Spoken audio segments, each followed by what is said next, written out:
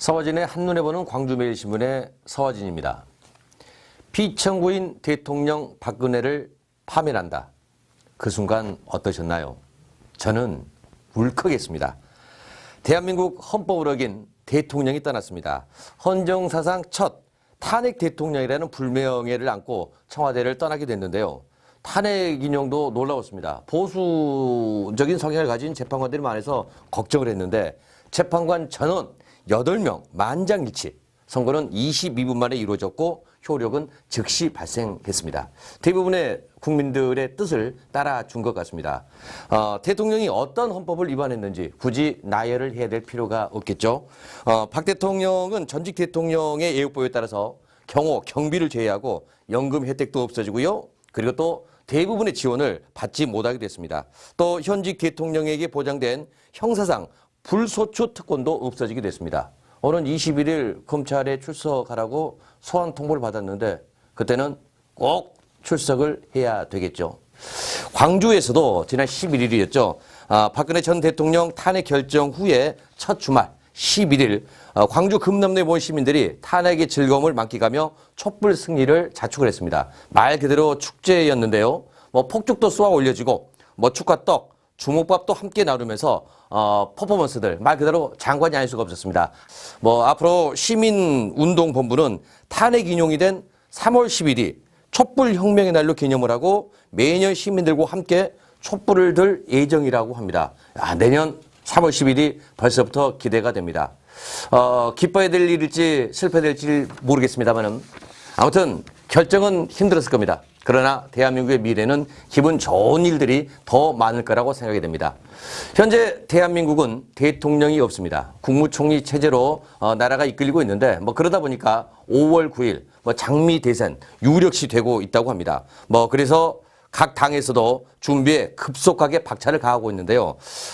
일단은 그 더불어민주당 제1당이죠. 빠르면 4월 3일 후보를 확정을 하고요. 결선 투표가 치러진다면 4월 8일 후보를 선출하는 일정을 추진을 하고 있습니다.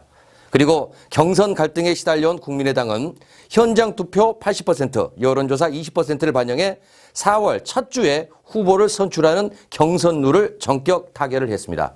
현장 투표는 사전 선거인단 모집 없이 완전 국민 경선제로 치러진다고 합니다. 자유한국당은 오는 31일 전당대회를 열어서 대선 후보를 확정한다고 합니다. 바른정당은 오는 28일까지 대선 후보를 결정하기로 하고 19일부터 국민정책평가단 투표를 위한 슈퍼스타 K식 토론회에 들어간다고 합니다. 정의당은 이미 심상정 대표를 대선 후보로 확정을 해놓은 상태이기도 합니다. 이렇게 각 당이 가속 페달을 밟으면서 대선 가도의 주도권을 주기 위한 경쟁도 한층 더 치열해진 것 같습니다.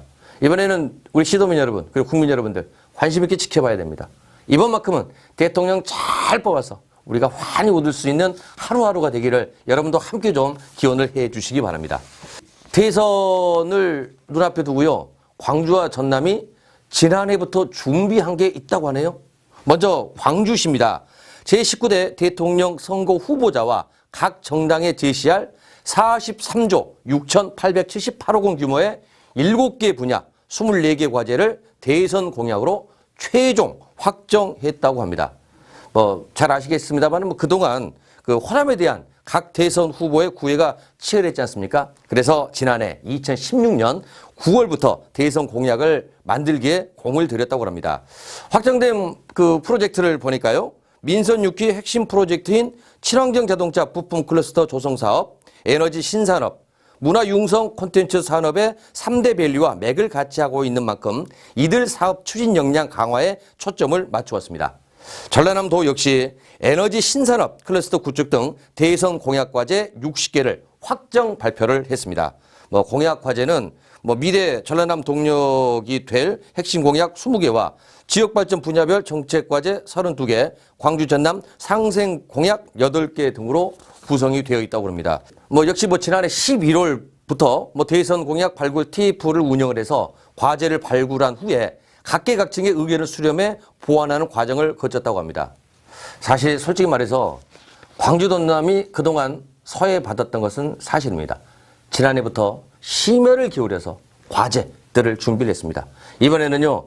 대통령이 누가 될지 모르겠습니다만은 대통령 되시는 분 꼭 우리 광주 시도민들 이 염원 한번 풀어주십시오. 이 과제 꼭 지켜주시기를 진심으로 기원하도록 하겠습니다. 전일빌딩 총탄 발굴 방식이 가닥을 잡았습니다. 전일빌딩 10층 천장 내에 남아있을 것으로 추정되는 헬기 사격 총탄 발굴을 위한 조사 방식이 텍스를 그대로 보존을 하고 대신에 등기구를 해체하는 형태로 가닥을 잡았다고 합니다. 이와 함께 그동안 5월 단지에서 요구해왔던 전일빌딩 뒤쪽 외벽에 대한 타는 조사 방침도 확정이 됐습니다. 한전하고 협의를 통해서요, 특고합선을 차단한 뒤 외벽 타는 조사에 나서기로 했다고 합니다. 전일빌딩 타는 추가 확인 여부에 귀추가 주목이 되고 있습니다. 전일빌딩 10층은 구 전일방송으로 1980년 민주화 운동 당시 공간이 원형 상태로 지금까지 유지되오다 지난해 12월 14일 국과수 현장 조사에서 탄원이 150개가 무더기로 발견이 된 곳이기도 합니다. 민주화의 성지, 민주화를 위해서 앞장섰던 역사적인 장소입니다. 모든 시도민 여러분 함께 관심을 꼭 가져주시기를 부탁드리겠습니다. 마지막 소식 전합니다. 4월 29일 따뜻한 봄날 광주 매일신문에서 시도민 건강 걷기 대회를 개최합니다. 4월 29일입니다. 이 대회는 1, 2, 3등을 겨루는 대회가 아니고요. 풍암 생활체육공원과 풍암 저수지 주변 5km를 도보로 산책을 하는 곳입니다.